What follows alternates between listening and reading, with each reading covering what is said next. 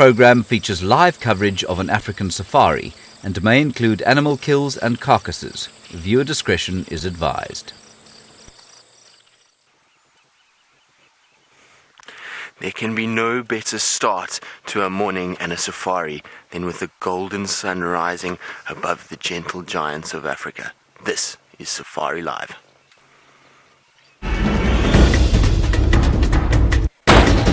Ready.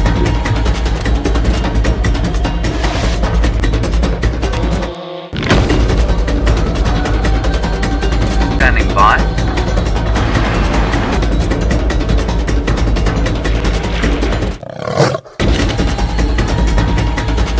Five, 4, 3, 2, 1. You are live, you are live.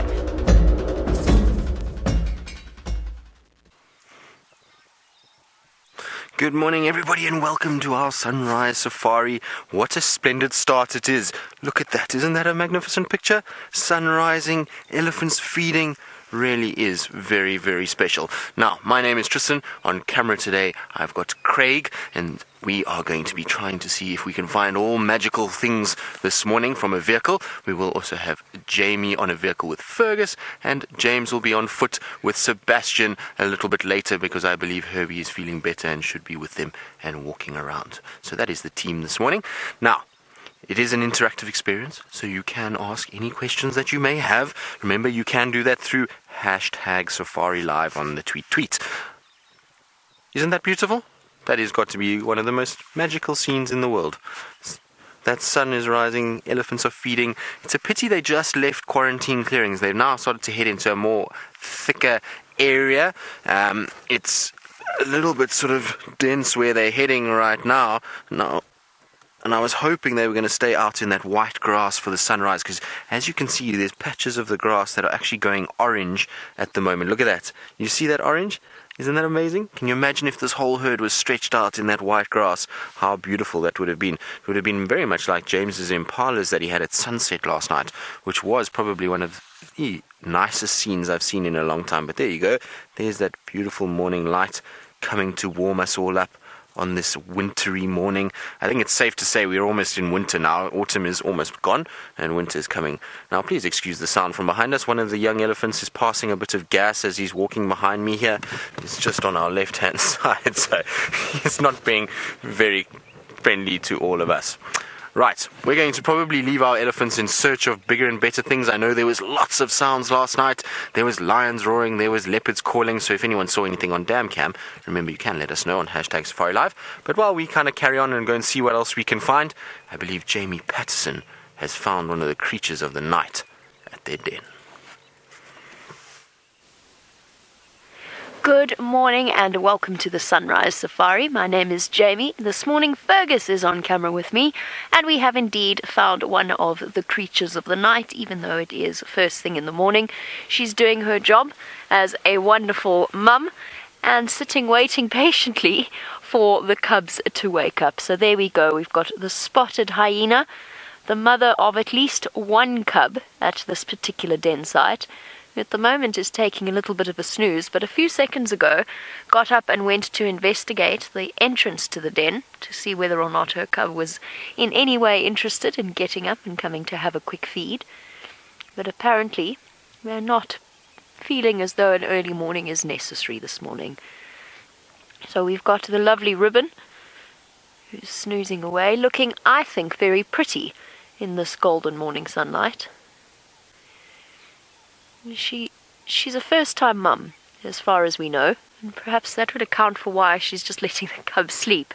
Usually we see our hyenas, when the females want to feed them or want to wake the cubs up, they go and they stand at the entrance to the den site, because they can't go into the den itself, they're too big.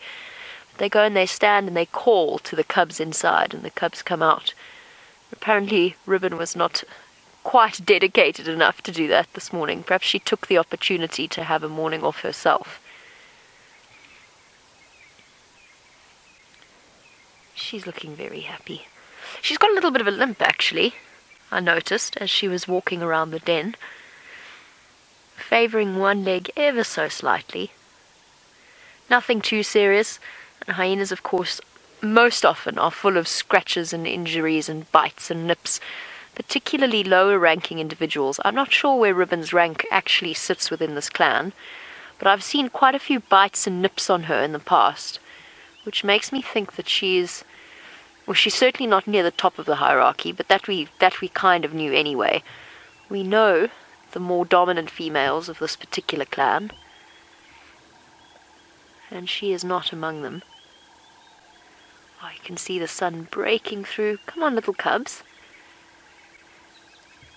I want to solve this mystery of the mystery bigger cub that apparently stuck its head out yesterday. Oh well, in this case I think patience is going to be necessary. Perhaps when the sun comes out a bit more, the cubs will be more eager to awaken. I know that feeling, actually. Getting out of bed in winter is always harder. While we wait for Ribbon to either get up or her cubs to pop out, it's not just Tristan and myself out here. James is strolling around, enjoying the morning. Good morning. I am enjoying the morning. It's a magnificent morning. You can see there in the background we have the elephants and Tristan. That's his vehicle there, looking somewhat like a spaceship, viewing the elephant herd as the dawn breaks yet again here in the northeast corner of the world's most beautiful country, that is South Africa. My name is James Henry, and I will be talking to you from the, pedestal that is formed by my size 7 shoes, and you will be talking to me using the hashtag Safari Live, and you'll be talking to Tristan and Jamie as well. You've met them both. They've already had some pretty action-packed mornings. We have Sebastian on camera today. Good morning, everyone. Good morning, Sebastian.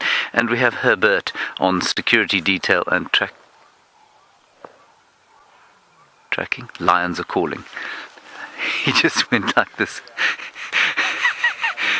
As I introduced him, he went, which means shut up immediately.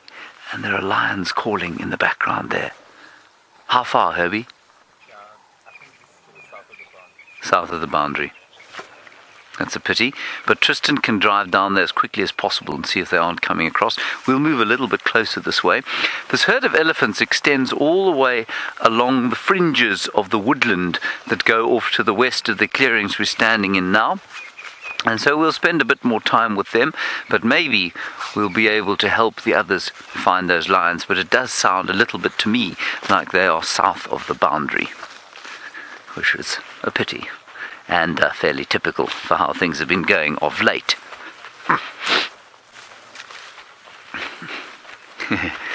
Ginger, you say, which do I like better, sunrise or sunset? I like them both, I think. They mean different things to me. Sunrise is a time of great possibility, a time of excitement for the day, and a day like this when the sun is, after a cold night and the sun comes up and you can already feel its warmth on the side of your face, well, it's a tremendous feeling. As the sun goes down, I always feel a sense of reflection, think about how the day has gone, how it's been. So it's a very different feeling, both of them very powerful to me, but I think probably the sunrise, if I was to say one or the other. I tell you what I don't like, though, is mornings and evenings where I can't see the sun come up or go down. When there's cloud and that sort of thing, I always feel slightly, depressed and melancholy after that, as I suppose many people do. But I guess living here and getting so used to these wonderful sunrises and sunsets that we get, now if I have to live without them, I become quite melancholy quite quickly. So right now I'm feeling excited at the thought of the possibilities. We could find tracks on the roads. We're still hearing the lions call their last as the sun comes up. We've got those elephants walking around here in perfect golden light. And then this afternoon, I suppose it'll be a little bit different. I'll think about this wonderful morning and reflect on what is to come in the future, perhaps. Let's head straight across to those hyenas before I philosophize myself into the ground and put you all to sleep. Look at that. James has put Ribbon to sleep. Well done, James. I have absolutely no idea what James was chatting about. I was completely ignoring the updates because I was busy listening to the lions roaring to the south of me. It's touch and go. They could be on our property, they could be just south of our property. There are no fences for our new viewers, but there's certain places that we can't go and other people can go and vice versa. One of the things that I would really like to do is see a lion, because at this point I'm starting to forget what they look like. They're the big tan ones, right? Without the spots. Or am I getting confused? Either way, it has been a long time since I last saw a lion. I'm getting antsy now, trying to decide whether... I think I'm only going to stay 1 or 2 more minutes more with Ribbon, and then we need to go and see if those lions are around, because they've been moving so much recently, and they generally aren't on Djuma for all that long before they cross somewhere. I'm hoping, because it sounded like more than one. There was a male calling, but I'm hoping that the sticks might be with them as well. And I haven't seen the new sticks cubs either. Oh, Ribbon, these decisions, you're so lucky you don't have to make these decisions first thing in the morning. Because I'd love to stay with you as well.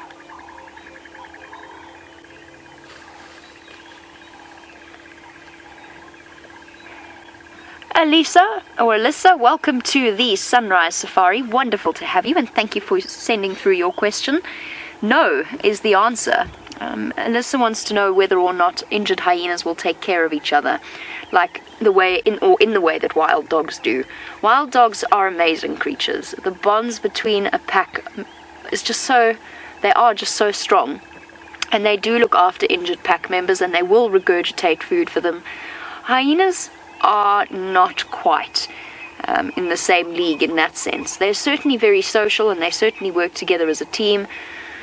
You'll probably find some scientist somewhere who's observed some kind of behavior that they've interpreted as looking after each other, but really that's not the way that spotted hyenas work. They are far more aggressive than wild dogs, just in terms of the maintenance of their hierarchy, and an injured hyena does not get looked after, it does not get to feed, and actually will be bumped down the hierarchy of a hyena clan. So unfortunately it's just not the way that they will not look after an injured member, and when that injured member dies, they will eat it. There's nothing to stop them doing that. Hyenas are not fussy about their diet, this much they know. I've seen it was camera traps that we set up years ago in an area that I used to work in, and I had a camera trap picture of a hyena carrying a hyena's head. So they will eat each other if it comes down to that. They won't kill each other necessarily, but they will eat each other if an injured hyena dies. So no, it doesn't quite work that way. A hyena clan is a far harsher place than a wild dog pack. There's a lot more biting, there's very strict discipline. If there's any kind of overstepping of the boundaries, we've seen with Gwen, the low-ranking female of this particular clan, we've seen what happens when a hyena is disciplined, and it's not pretty. Come on.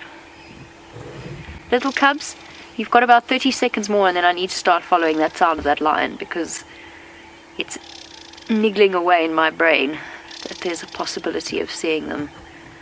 Of course, I could leave and they could be south of our boundary, so it's a really difficult decision to make. It's cold, which means that their roars travel further.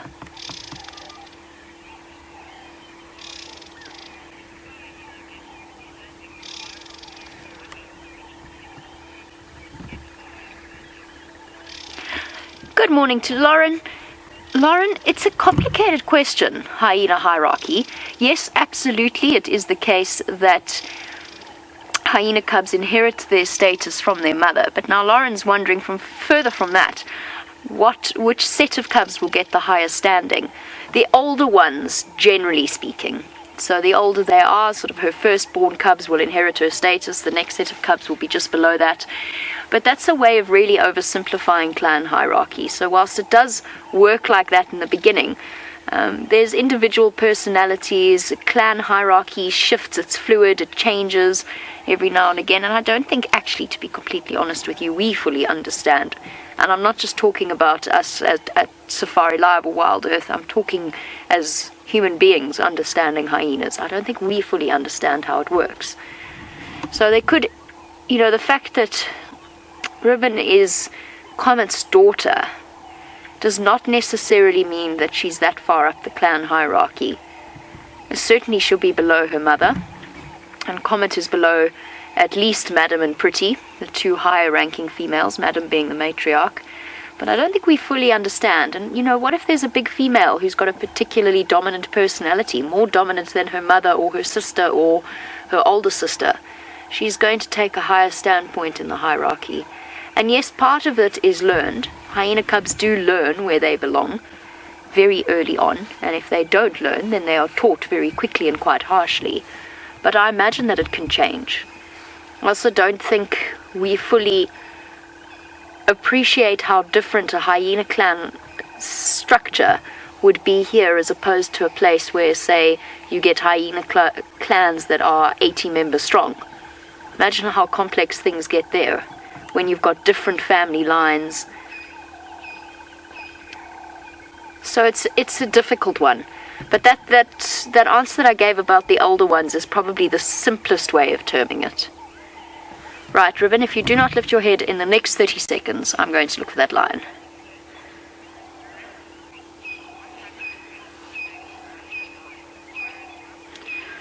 Again, another complex question from Maritza about hyena hierarchies.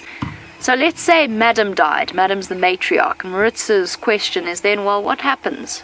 Who inherits her role? How does the hyena hierarchy change? Again, it's complex, and I think it's unpredictable.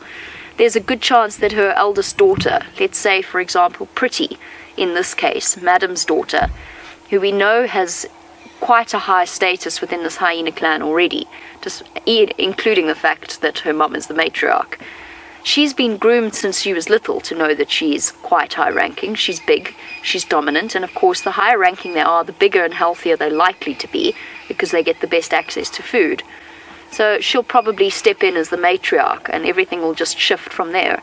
But that's very unpredictable. And hyena clans are not all related to each other. Not all females are related to each other. So there's a complexity to that as well. There might be a coup. Perhaps a low-ranking female's actually done quite well, and she's produced 2 sets of healthy females, and there could be something of a coup involved if a high-ranking female dies. It's unpredictable. I think we've fallen into a pattern of saying quite simply, well, it just kind of works like human royalty works, although I guess human royalty works is also quite a complex thing.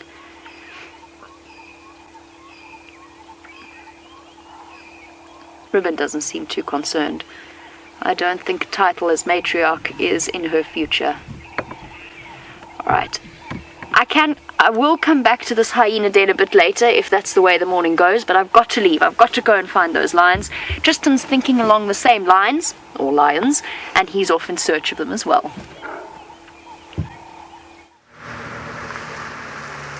Well, we're down close to where Jamie and I both heard this lion calling. So Jamie's going to check a little bit further east of where I am, and I'm just checking the western side. So far, no tracks. I think just maybe this lion is calling south of us in Little Gari, but I want to just make 100% sure and go slowly. Now, there are some tracks on the side of the road here. I just want to quickly check these, but I don't think these are for lion. These could be for something else. Maybe a leopard. They look a bit small though. Shongile does have quite small feet, so it's always worth checking. No, these are tracks for wild dogs. That's interesting. Now, I know the dogs' tracks were around yesterday. I must just try and find out if they were seen here, because it looks like vehicles have driven over them. So they're not very clear at all. But yeah, they've been driven over by many vehicles. So not from today, those are yesterday's tracks, from what I can see. And like I say, they're not very clear at all. They've all been kind of squashed, and there's really just only half tracks all over the place. Otherwise, I would show you what a wild dog track looks like. Now, I apologize for the shaking camera. The southern road is a little bit bumpy in the best of times, so it does sometimes have this effect, but hopefully it will all sort of settle down. We're going to be turning off the road shortly anyway. I just wanted to come and check some of these roads that go off to Little Gari. Nothing there.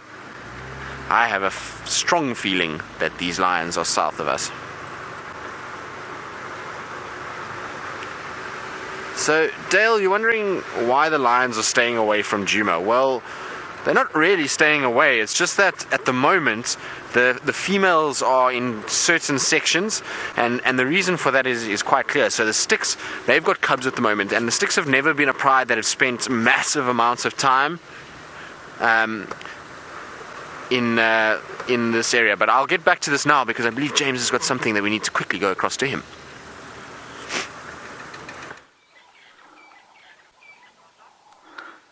Hi everybody, here we are. We've got a beautiful, stunning scene of two impala having a massive fight. They've naturally now stopped, but we've been having the most incredible time watching two of them, and the noise they've been making has been phenomenal. Listen, they're fighting through here. Let's just carry on down through here. They have had an enormous boxing match just over here, and the noise of their horns clattering together has been like sort of, it sounds almost like a demolition job going on.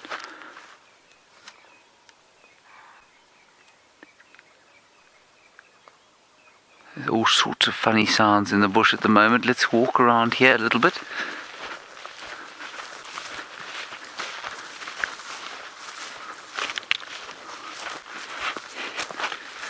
There they are. There are the two combatants now.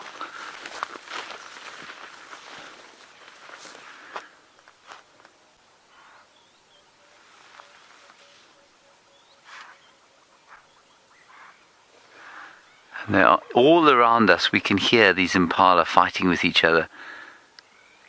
And we're getting right to the business end of the rut. In about 3 nights' time, I reckon, most of the mating is going to happen. The dark phase of the moon in May. Those two guys have unfortunately calmed down. Let's just go around the other side of this termite mound. Now, please excuse, there is a little bit of infrastructure around here.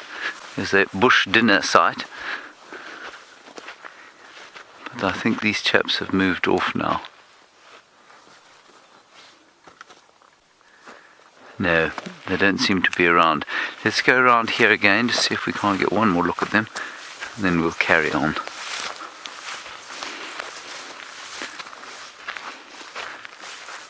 Oh, they're having another go. Let's just sneak down a little bit. There, now they're facing off. Can you see them there, Seb? Yeah. Sun just catching them.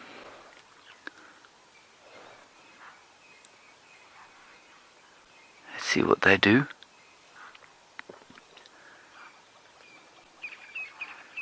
It is a glorious morning out here.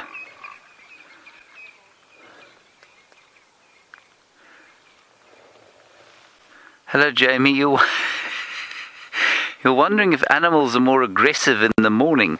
I've certainly met a lot of animals that are more aggressive in the morning, most of them people. I can think of a few people in camp, in fact, who are largely aggressive in the mornings. I don't think you'll find that animals out here are necessarily more aggressive in the morning, no. I think that any time that they're going to be, they will be active more at certain times of day, and I think during their times of heightened activity, well, then they're more likely to do things like being active and like being aggressive. But I don't think the morning specifically makes animals more aggressive, no.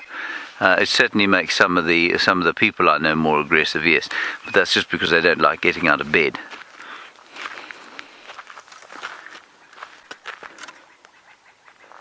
And that lion has not called again, unfortunately. And I'm sure Tristan is going at a great speed down towards the southern boundary to see if he can't pick up on those tracks. Anyway, I think that's going to be it from that particular sighting. We'll just give you a quick and gorgeous view of the sun backlighting the grass and a whole lot, countless strands. I don't know if you're going to be able to see those, but countless strands of gossamer. There's myriad spiders balloon their way across the dawn. It really is. I'm not sure if you can see it, but it is quite astounding from where I'm sitting. Literally thousands of little silken strands running between the grass stalks, running down from the trees and catching the early morning light. Just gives you an idea of how many millions of spiders there must be around here, all of them trying to make their way in the world. Do you think you can see it, Seb? Not really. Yeah. It is very spectacular indeed. Good, well, I'm not sure if they can see it in the final control. You see the gossamer strands in the final control?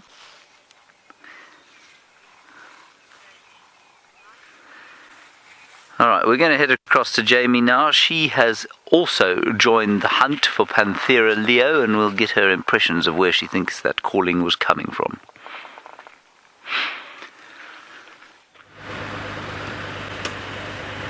I do have a hint as to where the calling was coming from. It's not a hint I wanted to acknowledge, though. The fact that they are probably south of our boundary.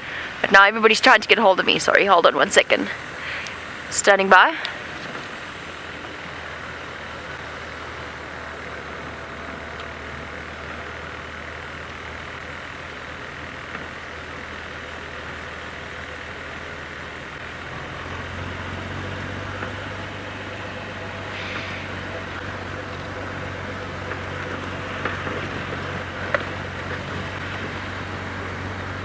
Copy that. Awesome, Andrew. Thank you.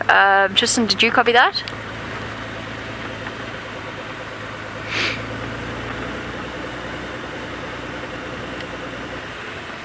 Okay, copy. Enjoy. Cool.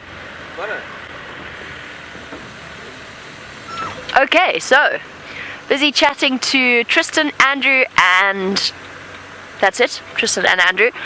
And the male lion is walking towards our southern boundary. He is walking north towards our southern boundary, but right where Tristan is. So he's going to pop out where Tristan is. Fingers crossed for Tristan. Hopefully he doesn't decide to flop down 100 meters away. I want to see if I can get this slender mongoose on camera. It's going to be a tricky one. Okay, well in that case we'll go back to the hyena den for a little bit, and then we will go towards Arathusa, because apparently there's tracks of the Nkuhumas, so it could be a lion-filled morning if we're lucky. Where did that slender mongoose go? Can we have a look down there?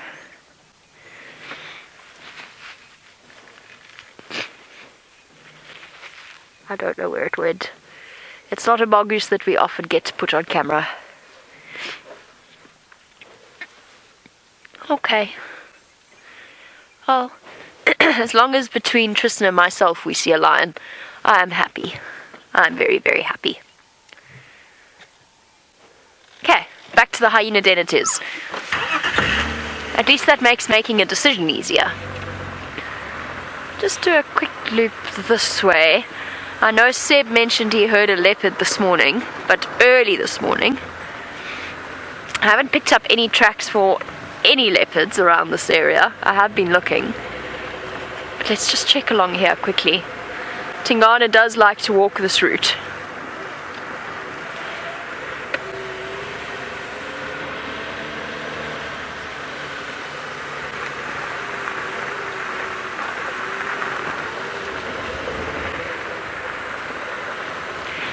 Don't forget to send through your questions on hashtag Safari Live on Twitter. Oh, bumpy. I'm excited. Lions, I feel like I've got a leopard feeling this morning. Don't you, Ferg?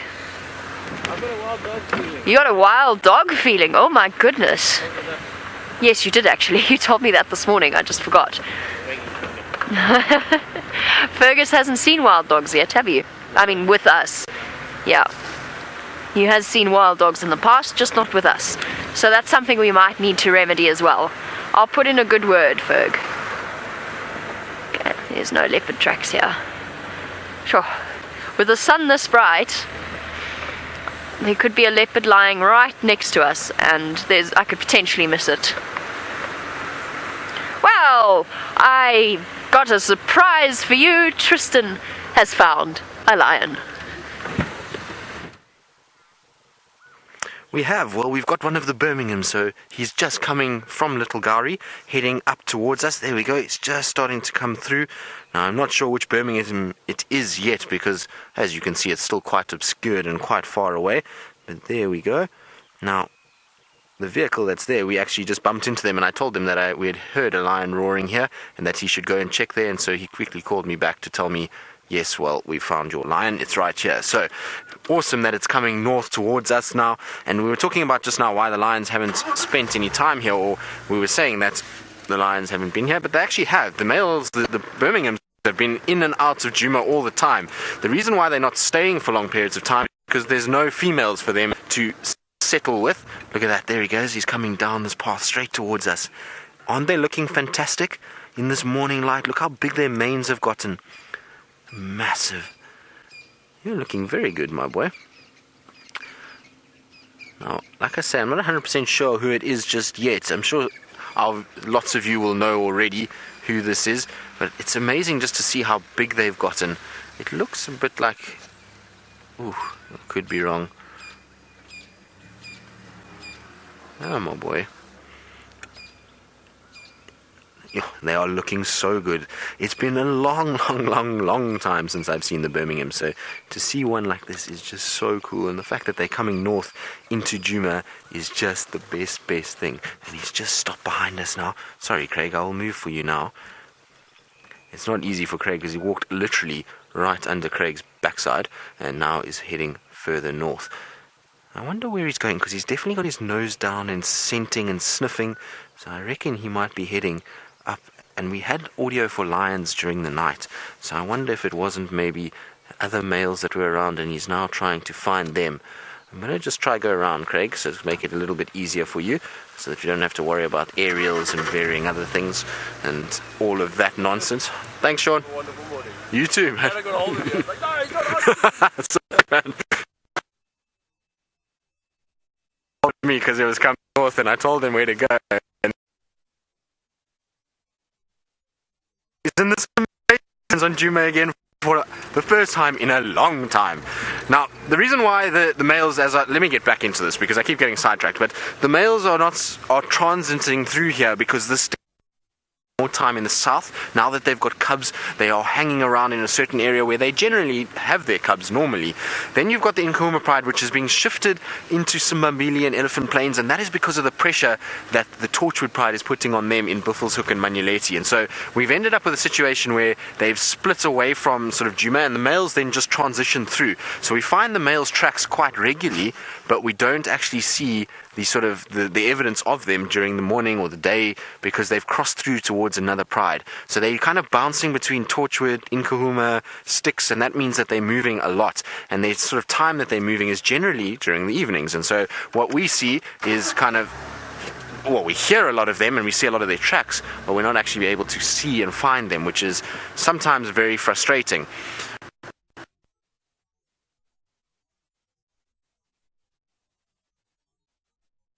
Very few buffalo at the moment, which means that the lions don't have really much to eat, and so spending time here trying to hunt is very difficult. And that's why we also haven't seen the Nkuhuma settling. And then the other theory is, and this is Herbie's theory, and I maybe kind of agree with him, and we've discussed it, I've discussed it with James, and it is an interesting topic, is that 2 of the Nkuhuma cubs died here during this drought from that white muscle disease. Now he's going to do a bit of scent marking. So you see he'll rub up his face, then lift his tail. Isn't he looking magnificent though? They look amazing. And so with that white muscle disease, 2 of those cubs died. Now, the Nkuhuma females won't really know what caused that. They'll just know that 2 of their cubs got sick and died. And there could be that feeling that this area is dangerous because their cubs died in the area, and therefore it's very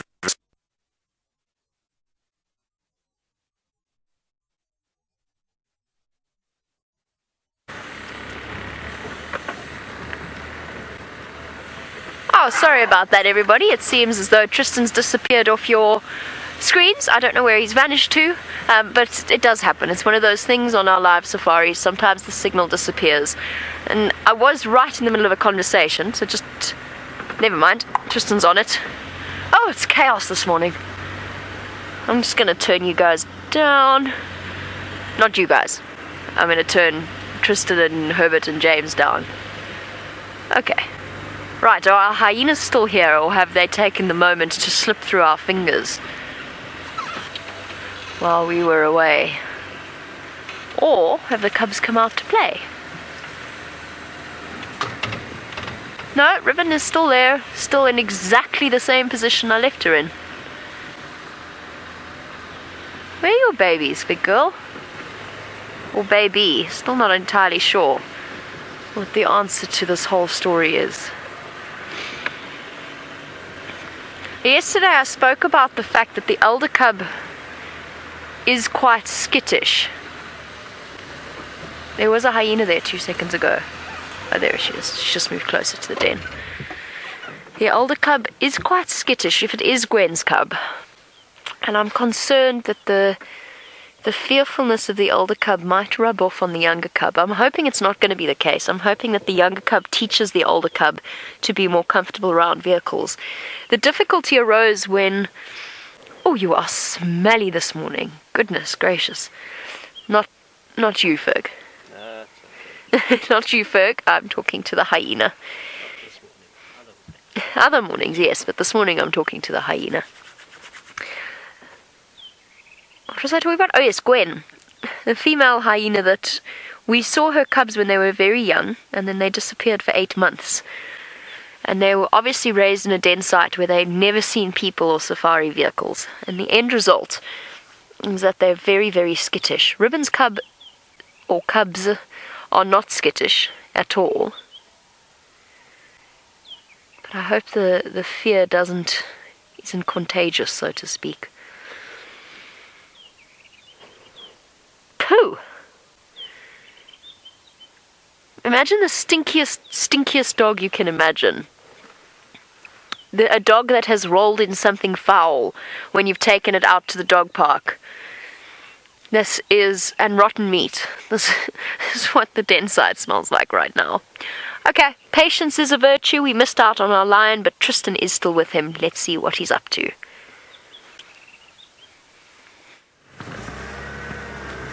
Well, he's still going north, although he's now starting to head into horrible thickets, and I'm hoping he's going to come back towards the road. I'm just trying to keep up with him in this. It's not really very pleasant in here at all.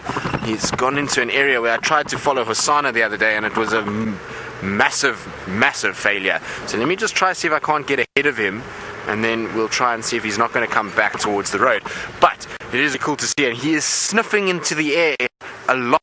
So he's busy smelling and seems like he's trying to find somebody else. Now I wonder if there isn't another male in this particular area that we just haven't seen yet. Now he should be coming through this gap here shortly. But he keeps putting his nose to the ground, scent marking. He keeps kind of lifting up in the air every time there's a breeze. So I think he's trying to smell where exactly this sort of other lion could potentially be, or his brothers for that matter. Now, like I say, inside here is almost impossible for a vehicle to go through.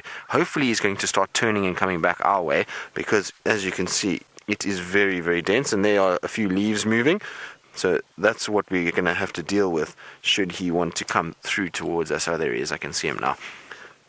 There we go. But you see how he's stopping and listening? I wonder if this is where he's going to start settling for the day. Can't you turn back this way? Because in there is not much fun. But isn't that a beautiful sight? It's a sight for sore eyes, I can tell you that much. And for me, an amazing thing is that he is actually moving. Now, the Birminghams don't generally move too much when I spend time with them. So the fact that we actually have a walking Birmingham is probably one of the biggest sort of marvels of today. I haven't seen one walking in many months. Craig, I don't know, this is going to be tough if he goes into this, and he is. Okay, well, we're going to try and keep up with him. This is not going to be very easy, but let's try.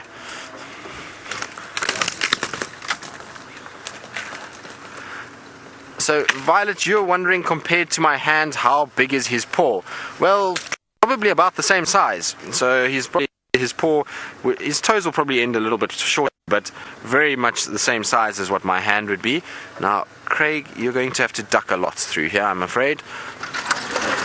So this is not going to be an easy way to follow. Like I say, I tried to follow Hosanna through here the other night and it was a disaster. It took me I don't know how long to get out of it again, but we will try and see. There's just the elephants have caused havoc, have pushed over so many trees. You can see all around us here are pushed over fallen trees, and that's what makes it difficult. During the day it should be a little bit easier than at night, because at night was the problem. It's during the day now I can at least see where I'm going.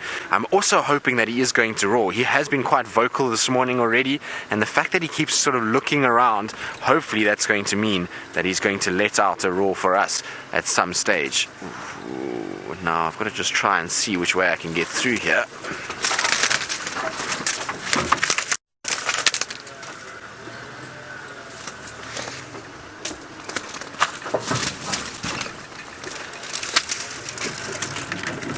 So Andy and Julia from Los Angeles, you're wondering how, just careful here Craig, how long a lion can go without water. Well, they can go quite a while, not a huge amount of time. It's much like us as people.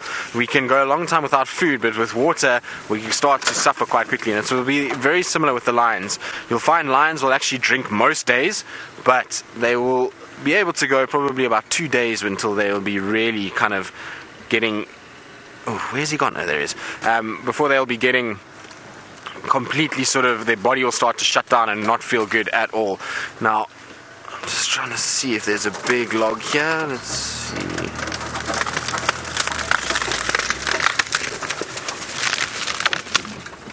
Now, it's interesting sort of movements from this lion. He's not moving the normal way a male lion would, which is pretty much following a road along and getting to a sort of destination. He's crossing through all kinds of places and he's changing direction quite a bit.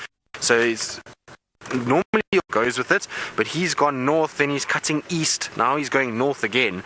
So I'm not sure where he's off to. The problem is we're coming up to a drainage line.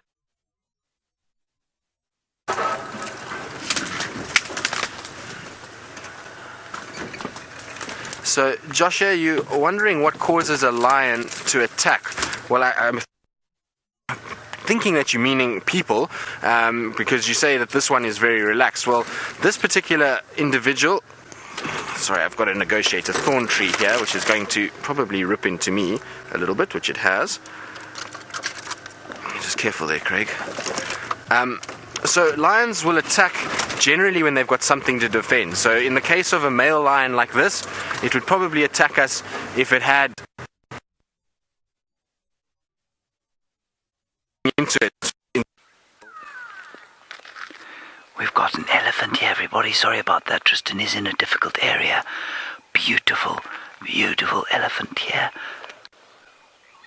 And Tristan is not too far from us. He's probably about 1 kilometre over in that direction, half a mile or so. We've got what looks like a small herd or a young bull. I can't tell, of course. Difficult to sex an elephant from its buttocks. But I tell you what, I don't think this elephant is very healthy. If you look at the way the sun is catching its hips there, I don't think it's very well. I think it's quite skinny, and I'm just trying to hear if there aren't some others around here. And we're just going to tuck ourselves in behind this quarry bush in front of me, and then we can assess what's going on. We're probably now about, say 80 meters. 80 meters from him.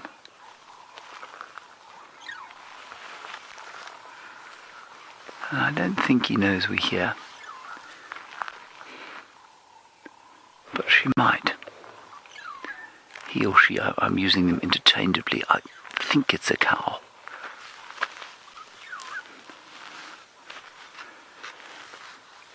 Now the really important thing at the moment is for us not to become blasé about viewing elephants on foot, because we've seen so many of them of late. And it's such a privilege. We've got to continually stay aware of how they're feeling about us. Are they aware of us? Are we making them uncomfortable? And most importantly, when you see an elephant on its own, is it truly on its own, or is it with others?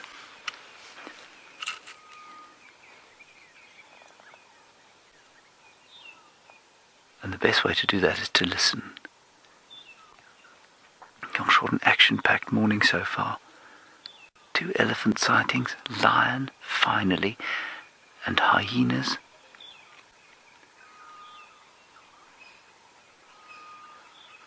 Yeah, I think there might be another one coming through the bush there.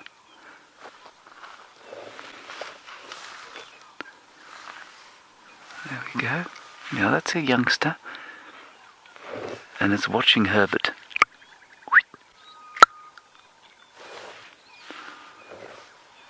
It's seen Herbert, who's standing just behind us.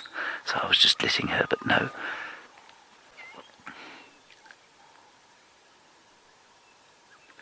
That's a really nice response.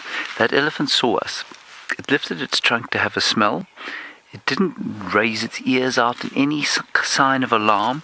It didn't show any kind of distress, which is fantastic. And that means that it feels a certain sense of trust for us.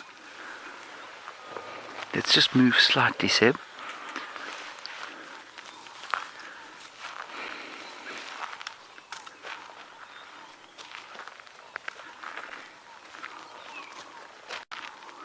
I think that's a young bull on his own, actually. I thought initially it might be a cow. We're going to just walk gently through here. There's a large termite mound in front of us. Herbie will lead us. On account of the fact that I must pay attention much more to talking to you. Yeah, it's a young bull. I can just see his buttocks.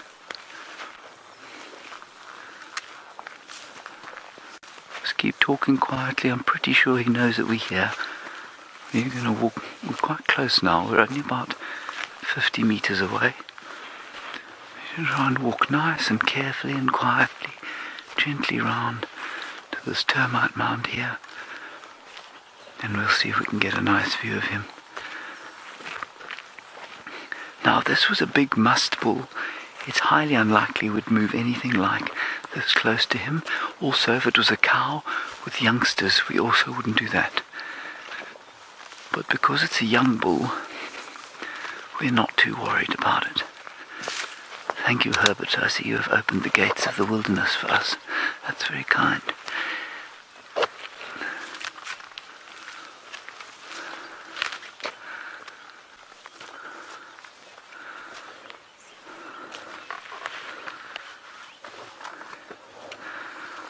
Right, Manuel, as we come up here, he's just down here. So if you can just see his bottom, just see the grey of his bottom through there. We'll wait and see if he comes out. While I answer Manuel's question about which animal I'm most afraid of, or do I have the most respect for. It's interesting, I find those two concepts completely different from each other. The animal I am most wary of on foot would be a buffalo bull, because they're not quite as noisy as these elephants when they're feeding. You can come around the corner and find a buffalo bull and get yourself into trouble, and they are renowned for being cantankerous. Respect-wise, though, I feel a deep sense of reverence and respect when I look at elephants, and I'm very wary of them too, especially of a cow with calves. The bulls not so much. They will sometimes give you a bit of uphill, but they'll lift their ears. They've got nothing to protect, you see, so they're not feeling protective. So if they do give you trouble, it's just because they're being troublesome.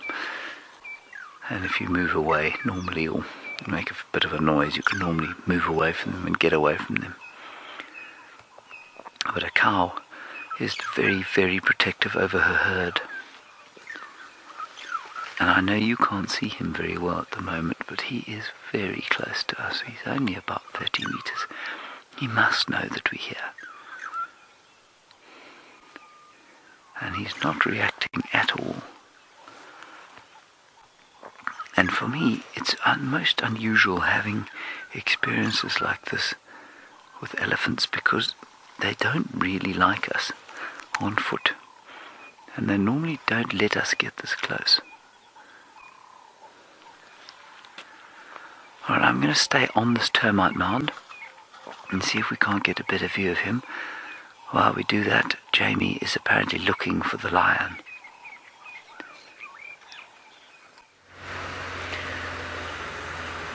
I am indeed looking for the lion. Tristan called me in desperation as he wept down the game drive radio. Jamie, I've lost him. I've lost him. Please help. It's a slight exaggeration. He said, Jamie, I'm stuck in the block. Please come and help me. That was basically how the conversation went. So Tristan lost the lion because he couldn't get across quite a big dip. So what we've done is he's sort of steered us in the right direction, and we're going to see if we can find this lion for him. We're going to go check Twin Dams quickly, and then we're going to come back along this road. So he's coming in this direction, but this is quite a big stretch of vegetation without any roads in it. He hasn't crossed here yet. I don't see his tracks crossing here. But we just have to keep backwards and forwards, unless he's gone to sleep in the shade, in which case that makes life very difficult, and we might need to call in the bushwalk team. In which case all three members, or all three teams of the Safari Live group will be involved in the search for the lion. That's how excited we are to see a lion.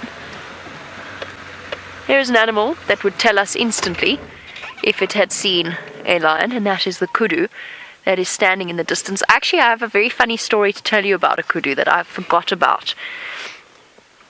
A couple of days ago on our bushwalk, Herbie went up through a dip and up and around quite a dense bush, and he walked straight into a kudu. And the kudu, true to form, alarm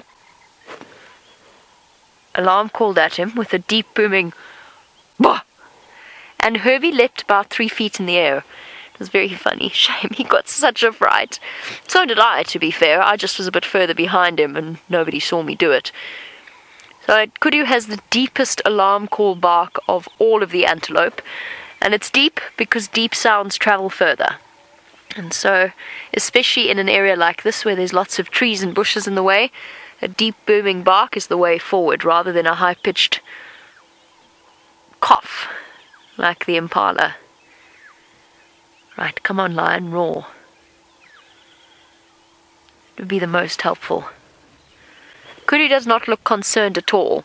It's a young male, and he is perfectly relaxed, and usually where you see one kudu, there are more kudus somewhere around, and I haven't heard any barking alarm calls. So they haven't spotted him, but Tristan did think he was a bit further west than where we are now.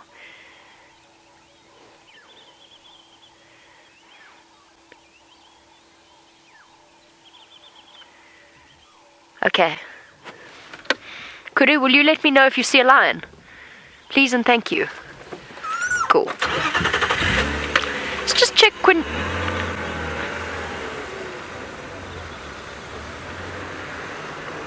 Ah. Tristan's just picked up on tracks. I was about to say I'm going to go check Twin Dams because the lions love that road, and Tristan's just picked up on tracks going that way. So he thinks there are two males that are searching for each other.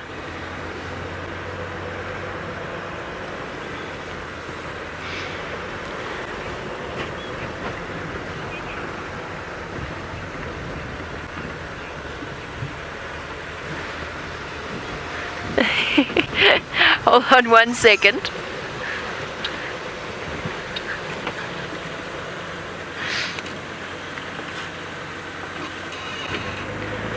It appears as though Tristan and I have encountered each other. Hello. Morning. Morning. There's a very relaxed kudu over there. There's a very relaxing part. Okay, there's someone in this block. Okay, cool. But there's also tracks for another one. Ah. And he's sniffing everywhere. Okay, so he's searching. Yes. Alright, which way are you going to do you want to go? I'll go around again, but Okay. maybe if you check Twin Dams, maybe there's another one sitting there. Okay, I'll go that way. Awesome. Enjoy. Enjoy. Good luck. Bye bye, Craig. Craig, where's your balaclava? Craig walked out this morning looking as though he was ready to go off and rob the lodge or something. His face all wrapped up in a balaclava. Alexis, who is one of our younger viewers. Hello, Alexis. You want to know, how old will a lion be before his mane is fully grown? It actually depends on where you are, Alexis. In certain places, lions' manes take a bit longer to grow than others.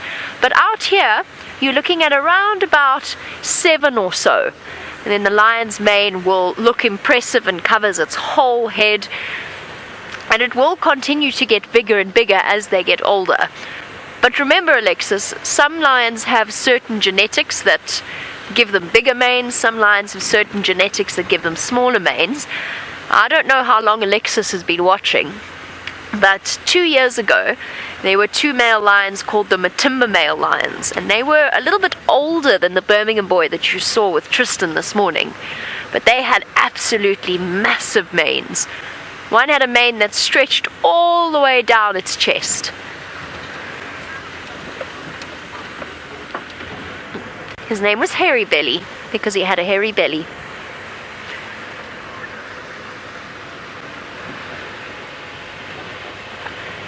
Okay, Tristan's line came along here and went south. No, not the one that Tristan was with, the one that Tristan had tracks of. So this is confusing. Tristan's line is somewhere in here.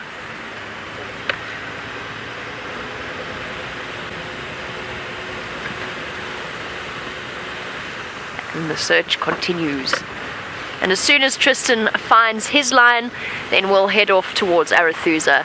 Ribbon showed absolutely no sign of moving.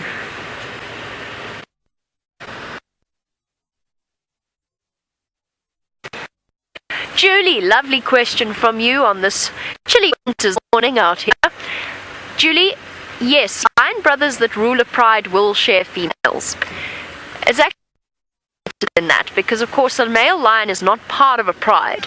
A male lion is dominant in an area, and that area can contain 1, 2, 3, 4 prides potentially, and he will be dominant over those prides and mate with those females. And a coalition, of course, has a much better chance of securing an area and securing several prides. And then, yes, they will mate with the females. There's no one lion that gets mating rights. Sometimes they fight, certainly. Sometimes there's an argument over it.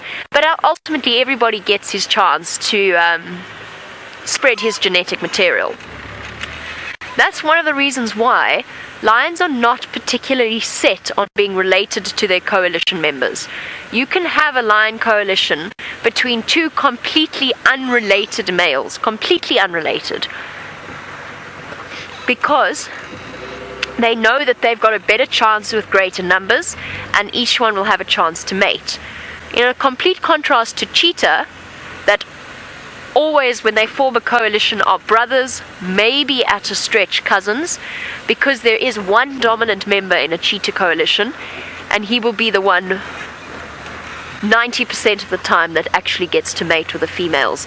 So then it makes sense for them to be stricter about being related to each other, because it only makes sense if the genetic material being passed on is at least 50% yours, as would be with siblings.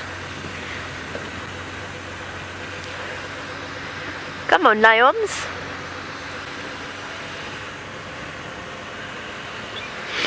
Okay, obviously you've noticed that Tristan and I are doing loops around each other. Let's go and see whether or not he's had any more luck on his loop. No luck on my loop, Jamie. No tracks. Trying to work out the exact spot that he crossed northwards and see where he actually went. Now, it's difficult to see because parts of this road are quite hard, and I'm just trying to work exactly where we were, because the bank looks very different. So we were on that side somewhere, and you can see it looks not quite the same as when we last had him. He did cross through here somewhere, and I've just got to find exactly where it is. I'm sure he's tracking these other tracks that we found on Twin Dams, because his nose has been down the whole morning and he's been looking, so I'm sure that's the case. I've just got to try and find out exactly where it was that he decided to go northwards. The problem is if he has gone into this block and decided to have a little nap, then it's going to make life a little bit more difficult for us, because it's not going to be easy to find where exactly he's sleeping. I found his tracks now, which is good news. So his tracks are right here on my left-hand side, my right-hand side. So I'll move forward a little bit, but there you go, you can see where he came out. So his footprint is over here, which means that he maybe have just decided to lie somewhere close by, but now with the shade I've lost it. Where did I see it? Oh, here it is. So if we have a look, this is where his foot is. There, and earlier we were talking about sort of the size of his track. Now if I take off my glove and we have a look, here are his toes, so I'm going to just make it a little bit clearer so that we can actually see, and then here comes his pad at the back. But if I put my hand next to it, we can see that his toes come to this sort of area here and the back, so it would be about up to that size and about the same sort of roundness as that. So quite a large foot, and it means he's just gone up the road here a little bit, and I think maybe he's turned into this side. So I just want to quickly go back a bit and check and see. But if he carries on the route that he's going, he's either going to pop out onto Weaver's Nest or onto Pangolin Track, close to a little pan that is there. So maybe he's going to go and have a little drink, and it's close to where Jamie had that kudu. And if he has spotted kudu and those kind of things, sometimes it will slow him up and means that he'll just stand and watch for a little bit before he actually starts to hunt. But at least we know exactly where he came out and where he was walking. I thought it was somewhere here, but let me try and... Chantal, you're going to have to repeat because I've only just plugged in my earpiece, so you're going to have to repeat your question.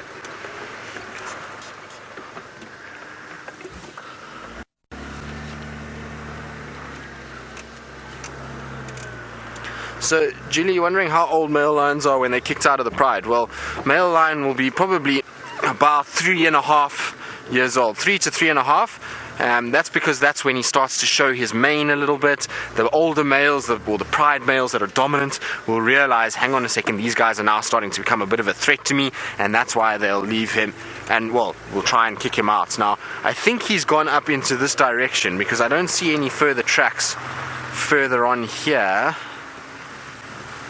So I think he's cut through this way. Now what I might do is I'm going to go around one more time. If I don't have any luck, then I'm going to drive through here and just see if he's not resting in a shady section somewhere along here. He might actually be just watching us as we drive down and see if I can't find him on the other side. Let's go across to Jamie, who's got herself a hippo.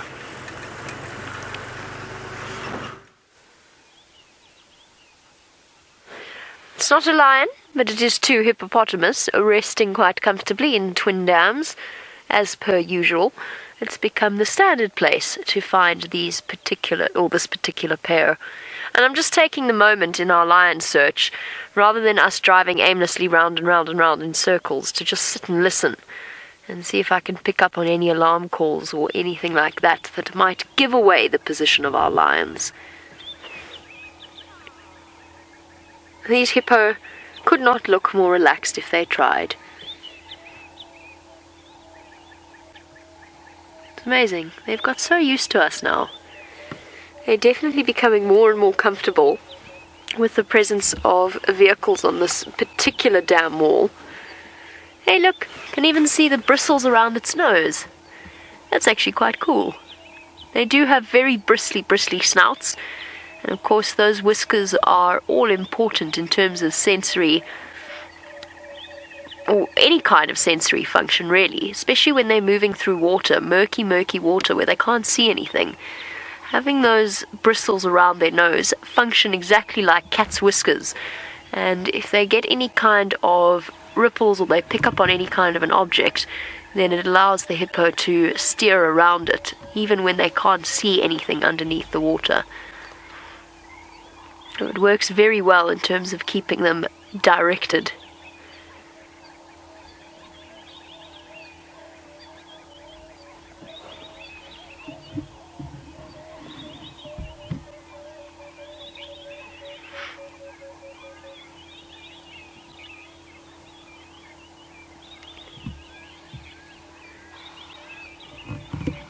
I'm just listening to the Game Drive radio.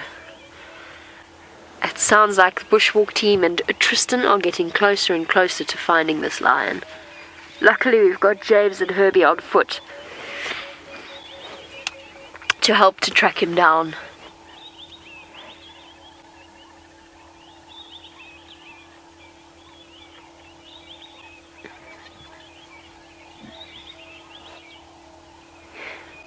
They look so sleepy this morning. Keep half ducking below the surface of the water. It seems as though everyone's having a lazy morning. The hyenas, the hippos, only the lion that's wide awake.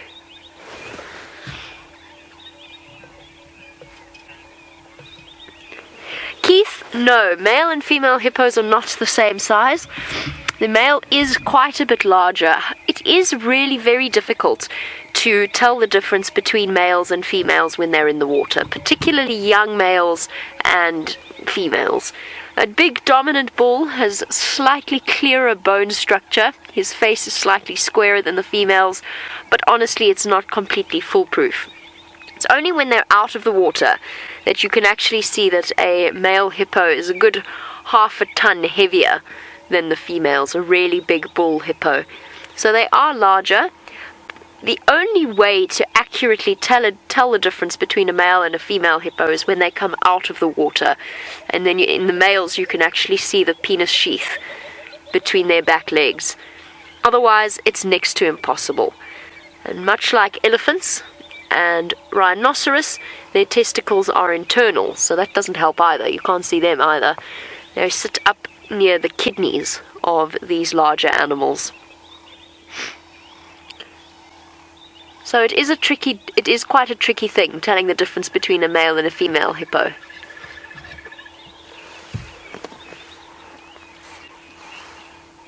Lizzie H, hippopotamus do not mate for life. There is no monogamy within the hippopotamus world. The dominant male will have his pod of females that he's fought for and won from another male. He'll mate with them. He'll keep all of the other males away if he can. But even then, there might be a little bit of mating that happens on the side when he's not around to witness it. So no, there's no monogamy within a hippo society. And once the hippo bull is displaced, another big male might come in, take over, and spread his genetic line afterwards. So they don't mate for life. The mammals that mate for life are quite rare. It's quite an unusual thing in the mammal kingdom, at least here in this part of Africa.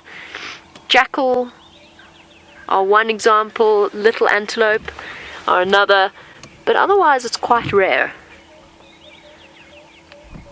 Sorry, just hold on 1 second. I think somebody's trying to call me on this Game Drive radio. It's busy this morning.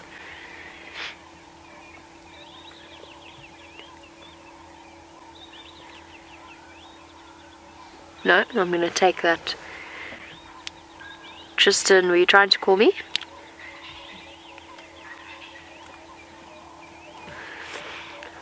Okay, copy. I'm probably going to pull out of this area and make my way to Arathusa. I think between you and Bushwalk you should find him.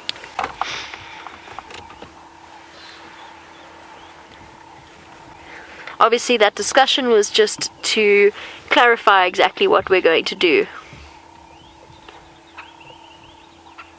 Sorry Chantal, I accidentally turned you down instead of the Game Drive radio.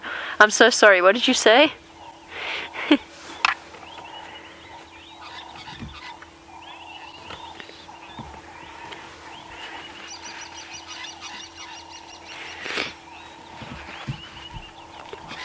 Little one, Naira.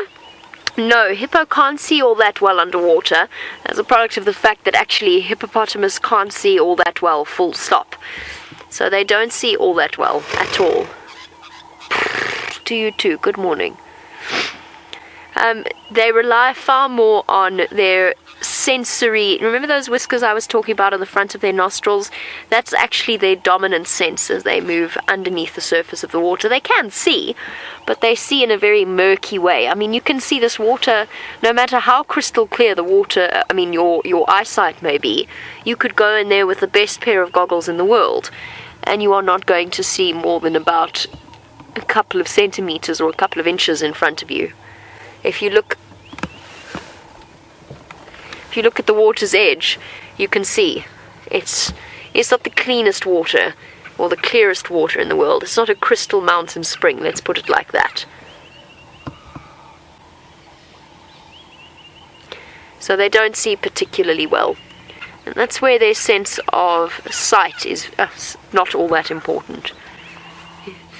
Their sensory whiskers, on the other hand, are.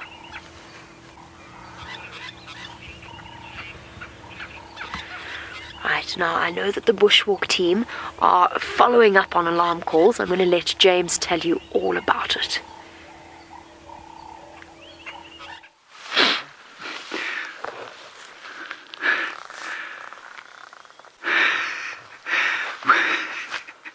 That was a steenbok, not a male lion. We've come to give Tristan a hand trying to find this male lion again. And we had Kudu alarm calling in here, and a herd of youngsters running that way, 2 bulls sort of standing not too far from where we are now, and we've got birds alarm calling all the way through the block here. And we're just listening carefully.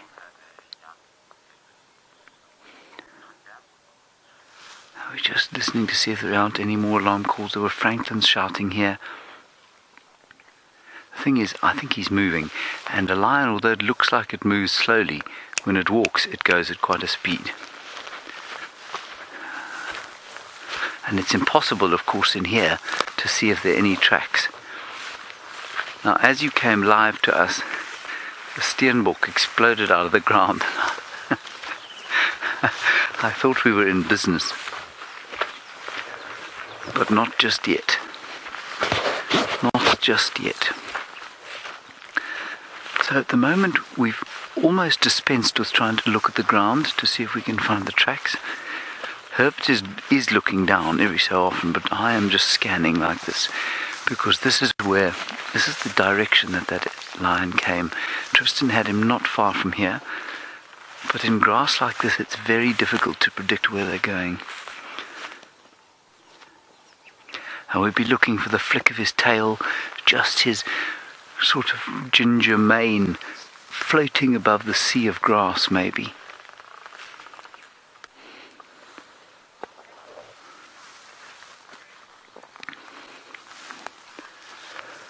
Adele, you want to know if lions' manes stop growing at a certain length? No, they keep going pretty much until they die. And so old lions, you find they have long manes that lie down on their heads and lie down on their backs, almost like they've been combed down because they're so heavy from years of growth. Herbert's dragging us this way. I'm wondering if he didn't go down that way. But we're going to go with Herbie, because Herbie is normally correct. Herbie? I'm seker dit is so nou anders van Relil. Yeah, Auntie. Maybe those, I'm just asking him if he thought maybe those rattling testicles weren't calling at him. What do you think? Yeah. So Herb's just saying the last tracks were coming into this block from Elephant Carcass. Yeah, I think let's do that. So we're going to go back down here and then loop round to where the last tracks were. He's in this block. He must be in this block. Otherwise, there's no explanation for what those kudu were shouting at. So we'll pop down here. We know that these lions do from time to time come through these blocks, and then they go down towards that area where we saw the buffalo yesterday. There are some pans there, and maybe he's headed down there. Now in winter, this presents a very different prospect, because it's completely clear of grass, which means that we can see much more easily. Alright, Tristan is knocking around here as well. Let's go and find out where he thinks the lion's gone.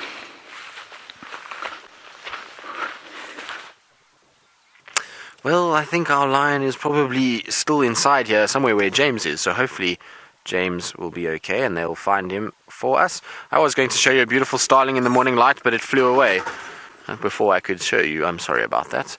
But we're back kind of where the tracks were. I've done a full loop round again, and still nothing that I can see coming out. So either he's laid down somewhere here, or he's just taking his time getting to where he wants. It was Kudu.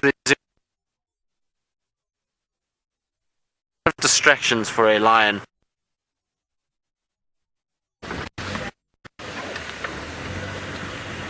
Here it seems as though we lost somebody. I'm not quite sure who we lost, and I don't mean lost in the sense that they've died, I just mean they are off your screen. So I do apologise for that.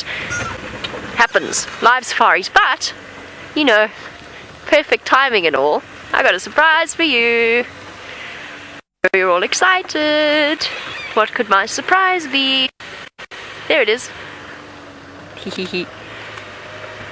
I don't want to move too far forward because otherwise I'm going to block the view for the people that cannot come on to Djuma. Would you look at that? How special is that? Hello, mister. Long time no see. Oh, you've grown so much. Gorgeous boy.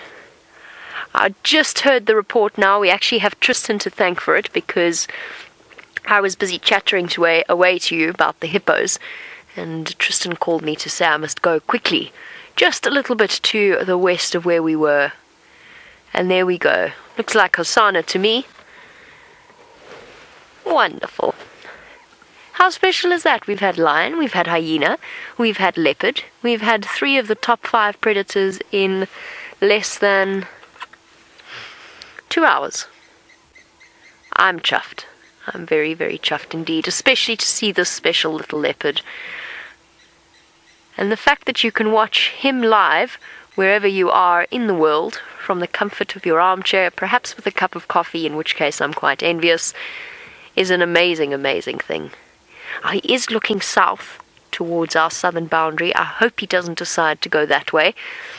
For our new viewers, this is a young leopard called Hosanna. Pretty sure it's him.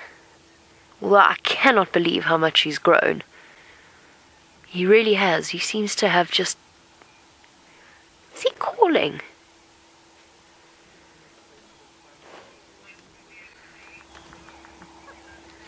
Is he calling or is he just coughing? Clearing his throat.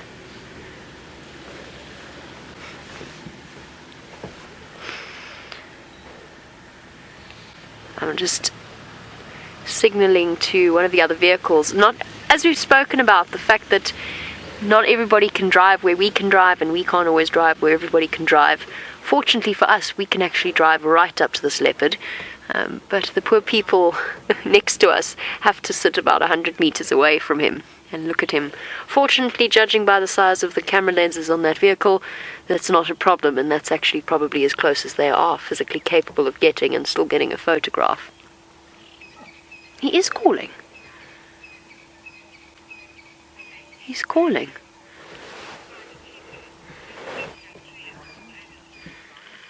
David, you say now find a cheetah and complete the big cat trio. I'll do my best, David. I appear to have broken my rotten spell of bad luck. Who's he calling to, though? Is he calling to his sister? He's just giving that gentle oh sound. Who are you after, mister? Standing by.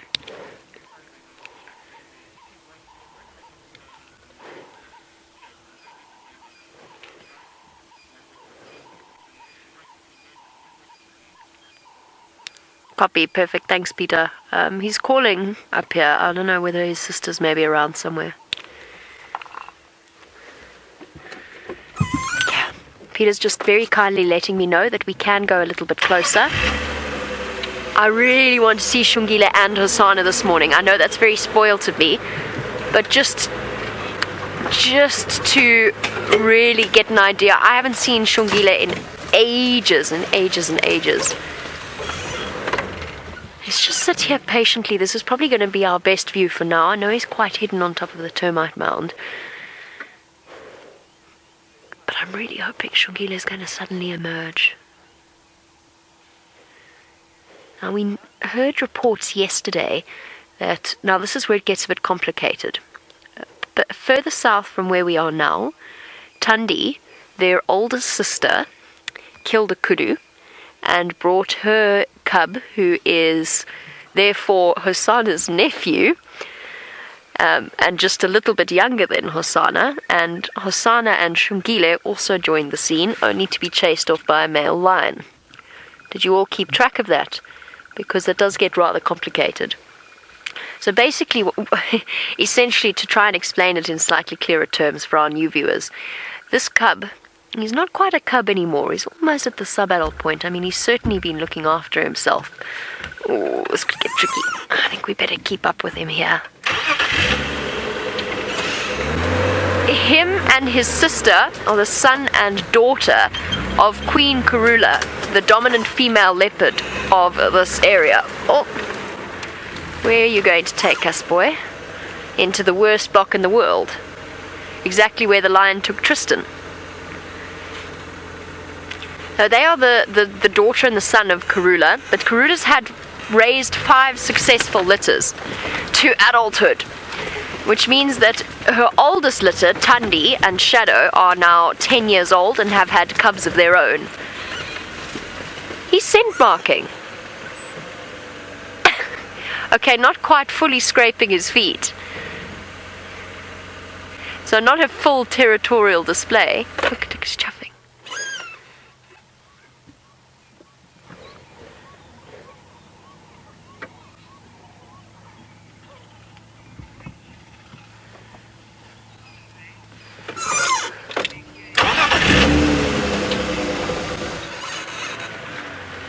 Dr. Rob, good morning. You want to know how many big game kills Hosanna has made. Fortunately, he's not a big game hunter. He hasn't managed to catch any elephants or anything like that. I actually don't know. We don't know. We know he's killed an Impala. We know that his sister has killed a Deka. Oh, Hosanna. My boy, do we have to go through here? It's like following your mum. We don't know exactly. For our new viewers, you'll notice that we're driving over trees. This particular tree that I'm driving over is a bush encroacher.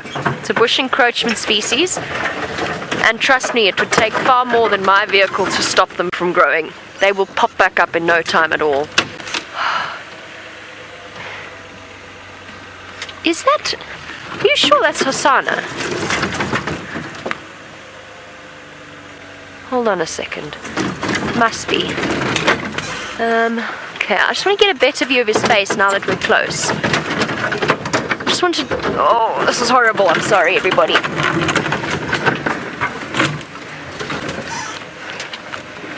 I'm going to get us a better position.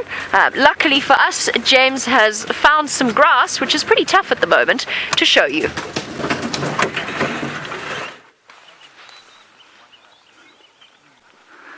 Well, yes, we've been walking in amongst the grass most of the morning. I'm not going to show you a specific grass at the moment. What I am going to tell you, though, is that the lion tracking is not going particularly well. Just through there, we did find a very spectacular sight in the block here. It was the sight of Craig, Batman, and, of course, Tristan Dix walking back onto the tracks from the way they last saw the lion. I'll tell you what I suspect has happened.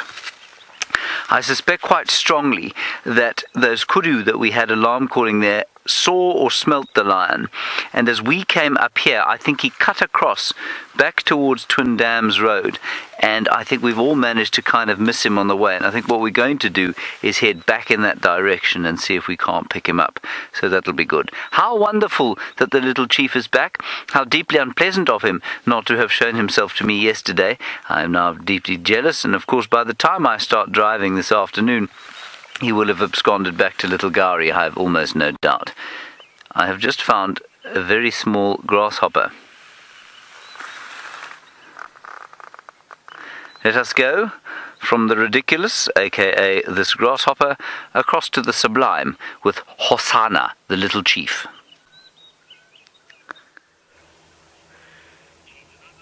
Well, speaking of sublime, that was a sublime moment where, just as James sent you across to the beautiful view that we had of our leopard, we've now got a tail, which means that you have to put up with me going all the way around this termite mound again.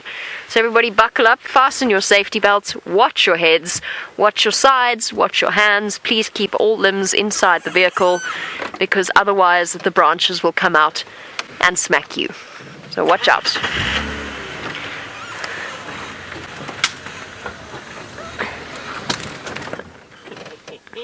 Did you just laugh at me for stalling, Ferg? No, I laughed. I will throw you off. No, fair enough. That was a bad stall as well. Rusty stalls easily, okay? Just you wait. Just you wait. Oh my word. Osana. Okay, round we go. Back into the monkey orange thicket. He's still calling. And he's now looking south. I much preferred it when he was looking north. Oh, look, a game path. Yay.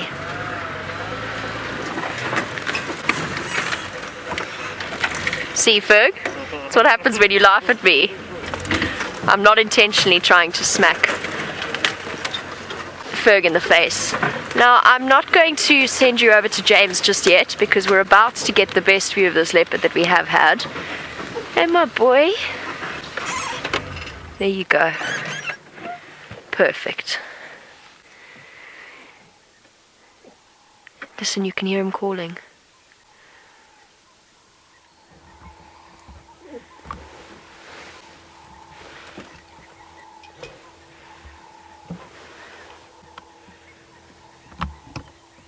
Huh.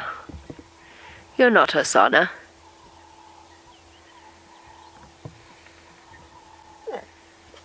It's not a male. Aren't we looking at Thandi? Am I going completely mad?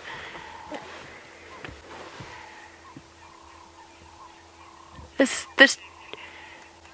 changes things completely. I'm looking straight into her face going, this is not Osana.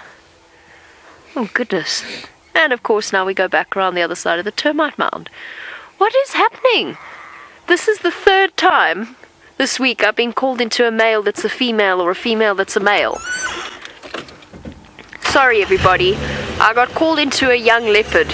No wonder she's calling, it's Thandi, she's looking for Tumba. But this does say something. She is now right in the center of Kuruda's territory.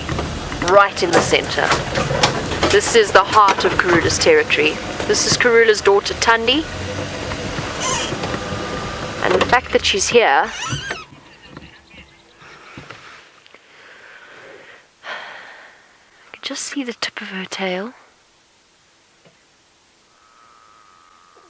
No wonder